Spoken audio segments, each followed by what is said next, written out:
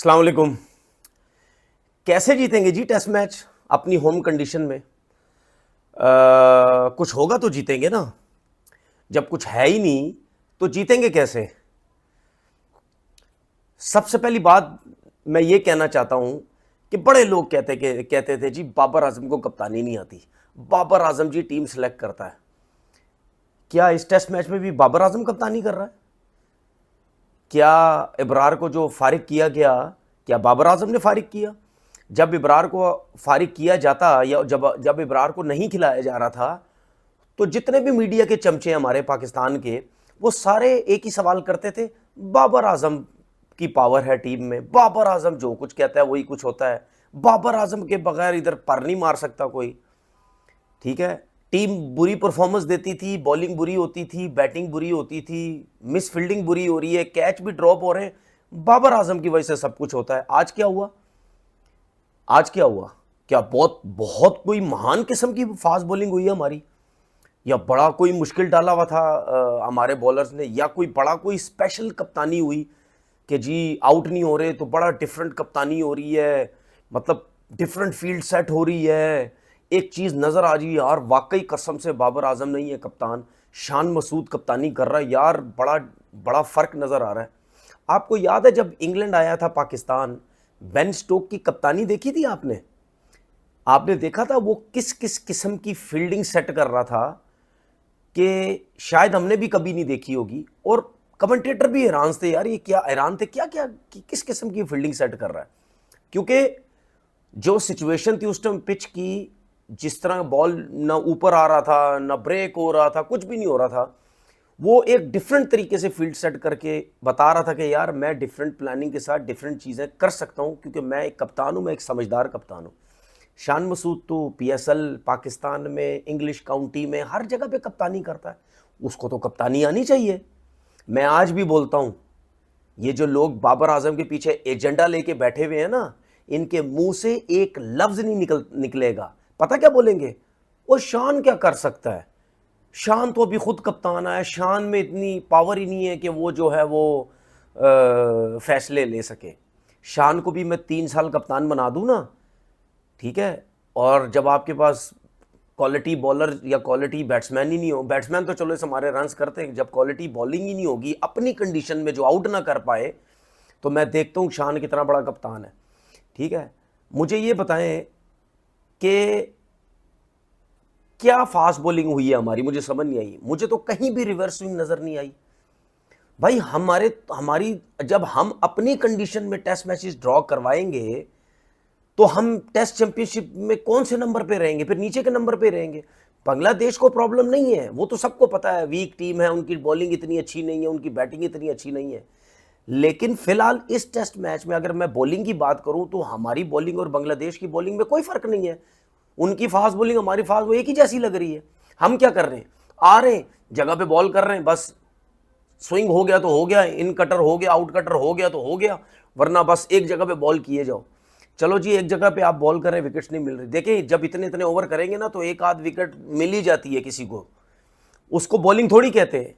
नया बॉल अगर वो सर्वाइव कर रहे हैं तो हमारी तो स्ट्रेंथ रिवर्स स्विंग है भाई, रिवर्स स्विंग नजर आए, ठीक है, बड़ा बड़ा रिवर्स स्विंग, और ना बड़ा बड़ा रिवर्स स्विंग हो, छोटा रिवर्स स्विंग, कुछ मुश्किल हो, ठीक है, विद इन स्टंप बॉलिंग हो रही हो, थोड़ा स्विंग हो रहा हो, ड्राइव पे लेके जाओ, मतलब कुछ भी नजर नहीं आया, कुछ भी नजर नहीं आया, तो कैसे आउट करेंगे? अच्छा जी, आपको याद है मैंने पहले दिन क्या बोला था, या जब अबरारी टीम से ड्रॉप हो गया तो सबने, या जिसने जो भी बात की होगी, यही बात हुई कि आपको स्पिनर्स की जरूरत पड़ेगी। और मैंने कल भी बोला, मैंने बोला अगर पाकिस्तान के फास्ट बॉलर्स ने कुछ ना किया तो आपको अबरार की याद आएगी। याद आई अबरार की? भाई आप के जब फास्ट बॉलर आउट नहीं करते तो स्पिनर्स, आपका क्वालिटी होगा, शायद वो कहीं ना कहीं आउट कर जाए, शायद वो कहीं ना कहीं मुश्किल डाल दे। जिस पिच पे बॉल ब्रेक नहीं होता वहां पे मिस्ट्री स्पिनर कामयाब हो सकते हैं, क्योंकि उनका अब अगर इब्रार बॉलिंग कर रहा है, उसका एक्शन, उसका जो फिंगर से बॉल निकलता है वो रीड नहीं होता इतनी आसानी से। वो बहुत ही को टॉप क्लास के बैट्समैन होंगे, हो सकता है वो रीड कर जाए, लेकिन रीड करना मुश्किल होता है, क्योंकि वो एक ही स्टाइल से बाहर निकलता है, अंदर आता है, थोड़ा सा मुश्किल होता है उसको चेक करने में। इसीलिए उसको खिलाना बहुत ज़्यादा ज़रूरी था। नहीं जी, हम 4 फास्ट बॉलर के साथ जा रहे हैं, ये हमारे कोचिंग स्टाफ, ये थके हुए सिलेक्टर जितने हमारे कप्तान, ओ जी फास्ट बॉलर के साथ जा रहे हैं, सीमिंग पिच है। कौन सी सीमिंग पिच है? मुझे ये तो बता दो, सीमिंग पिच अगर प्रॉपर होती ना तो हमारे बैट्समैन भी उनके बॉलर्स के सामने प्रॉब्लम में आ जाते। जिस तरह 3 आउट हुए थे ना उसके बाद उन्होंने आपने रन किया, हमारे भी फारिग हो जाते। तो ये थकी हुई बॉलिंग जो है वो हुई।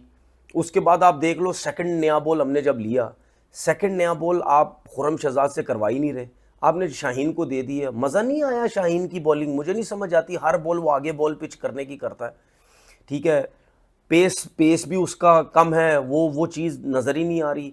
नसीम शाह ने बहुत ही गंदी बॉलिंग की है जो सेकंड नया बॉल की है। भाई आपका पेस ही नहीं, आपका बॉल ही नहीं निकल रहा, आप क्यों लितन दास को बिला वजह के बाउंसर्स करवाई जा रहे हो?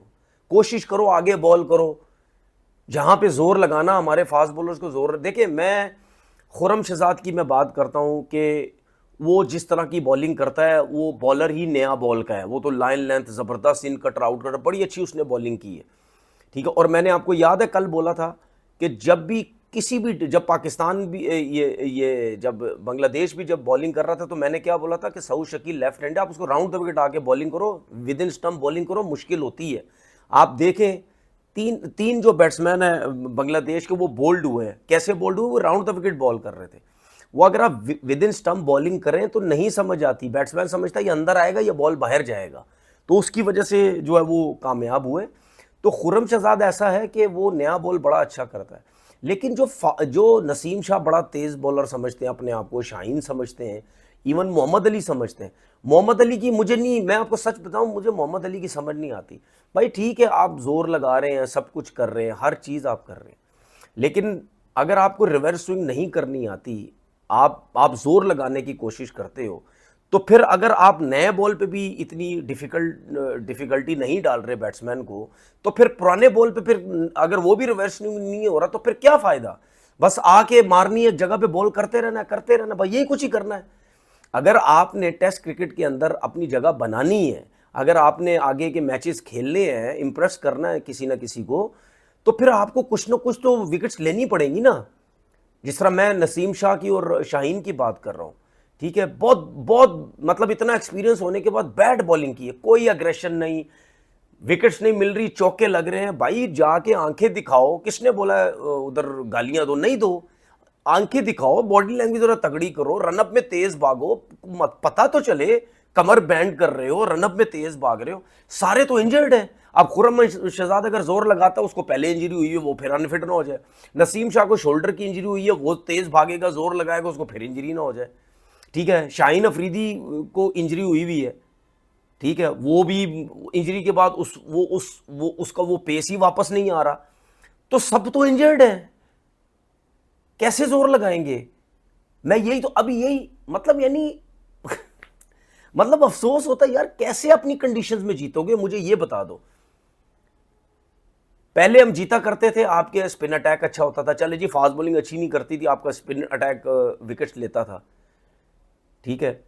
अब आपका स्पिनर भी नहीं है आपके पास। अब जाहिद महमूद को, आपके पास जाहिद महमूद स्पिनर है, आपके पास साजिद खान स्पिनर है, आपके पास नुमान अली स्पिनर है। नुमान अली ने भी श्रीलंका के अगेंस्ट जो टूर हुआ था आखिरी इनिंग में 7 आउट किए हैं, वो टीम से बाहर है। साजिद ने आई थिंक 8 मैचेस खेले में 25 आउट है, वो टीम से बाहर है। जाहिद महमूद ने भी आई थिंक 2-3 टेस्ट मैचेस खेले, 12-15 विकेट्स हैं, वो टीम से बाहर है। मतलब आपके जो वो स्पिनर जो रेगुलर डोमेस्टिक क्रिकेट खेल रहे हैं, ठीक है, वो सब टीम से बाहर हैं। चलो जी आपने इब्रार रखा हुआ था, हम तो कह रहे थे इब्रार के साथ एक और स्पिनर भी होना चाहिए, उसको भी, इब्रार को भी आपने बाहर कर दिया। तो आपके जो आप सलमान अली आगा के साथ जाओगे यार, आप साइम अयूब के साथ जाओगे एज अ स्पिनर, इनके साथ जाके विकेट्स लोगे? क्या हो गया, दिमाग तो खराब हो गया आप लोगों का। फास्ट बॉलिंग हमारी फारिग हुई हुई है, बिल्कुल थके हुए लग रहे हैं, ऐसे लगता है जोर लगाने का दिल ही नहीं कर रहा। वो दूसरी देखो, इंग्लिश कंडीशंस में जाके देखो, वो ऑस्ट्रेलियंस जो दौड़ा देते हैं, सब बैटिंग करके आए ना वहां पे, स्टेट इंग्लैंड वालों को देखो, न्यूजीलैंडर्स को देखो, अपनी कंडीशन में थकते ही नहीं है, लंबे लंबे तगड़े स्पेल, हर स्पेल में जान मारते हैं। हमारे फास्ट बॉलर को हर स्पेल में पेस कम पे कम होता चला जाता है। इंडिया की मिसाल दे देता हूँ, स्पिन अटैक है, स्पिनर्स क्वालिटी, स्पिनर के पास बॉल आती है वो जाने नहीं देते बैट्समैनों को। अगर फास्ट बॉलर्स के पास बॉल आती है, आपके सामने बुमराह रिवर्स स्विंग इतनी ज़बरदस्त, शमी जब खेलता है रिवर्स स्विंग इतनी ज़बरदस्त, वो फास्ट बॉलर नए बॉल से भी उनकी अच्छी बॉलिंग करते हैं, रिवर्स स्विंग भी। तो ऐसे तो आप इसी 8वें 9वें नंबर पे ही रहोगे चैंपियनशिप के अंदर, ऐसे तो कभी नहीं हो सकता।